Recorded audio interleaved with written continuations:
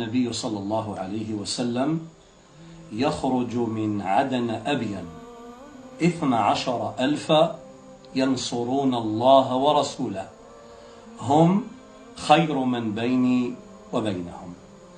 هذا الحديث قال فيه الحافظ ابن حجر: حديث صحيح الإسناد، وصححه الشيخ الألباني كذلك في السلسلة الصحيحة. إخواني الكرام، أهل اليمن أهل خير، وهم أهل صلاح، وهم أهل دين، وقد استبشر النبي عليه الصلاة والسلام بقدومهم وإسلامهم. قال شيخ الإسلام ابن تيمية رحمه الله في الجواب الباهر: وإن أهل اليمن أمدادهم لم تتوقف للجهاد في سبيل الله منذ خلافة أبي بكر رضي الله تعالى عنه، وخلافة عمر في فتح الفرس والروم، وهم الذين قال الله تبارك وتعالى فيهم: يا أيها الذين آمنوا من يرتد منكم عن دينه فسوف يأتي الله بقوم يحبهم ويحبونه. خرج ابن جرير الطبري وعبد بن حميد والسيوطي في الدر المنثور، والحديث صحيح الإسناد، أن هذه الآية نزلت في إسلام أهل اليمن وقدومهم، وقد كانوا حقا إمدادا للمسلمين في الإمداد الأول، وبقي لهم أي لأهل اليمن إمدادا ثانية، بقي لهم إمداد ثاني، وبقيت لهم وقفة ثانية ونصرة ثانية للإسلام وأهله، وذلك في الحروب الصليبية التي نعيشها والتي سوف تأتي، والملاحم الكبرى.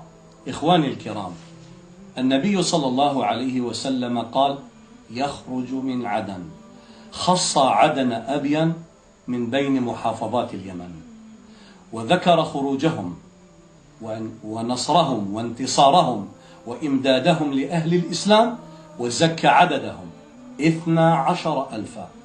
ما سر هذا العدد؟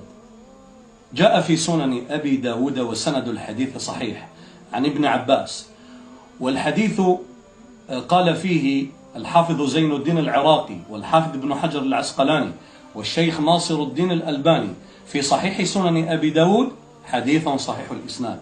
خير الصحابة 4، وخير الجيوش 4,000، وخير السرايا 400، وخير الجيوش 4,000، ولن تهزم 12,000 من قلة.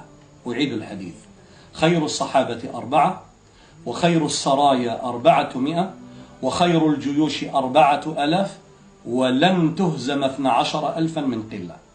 12,000 من الموحدين المسلمين على السنة ومنهاج النبوة لا يهزمهم كافر. يخرج من عدن أبين.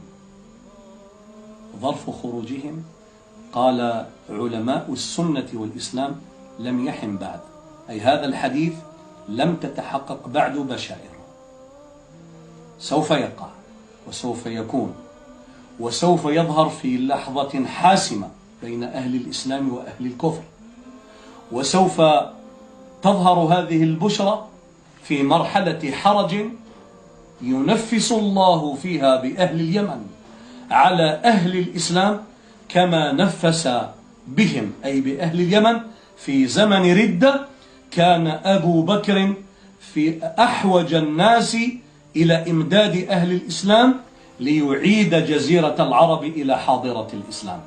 وكذلك إذا وقع أهل الإسلام في حرج، حروب صليبية، حروب صفوية مجوسية، حروب أهل الشرك، وحروب أهل الردة ضد أهل الإسلام، سوف يمد الله تعالى أهل التوحيد بهؤلاء.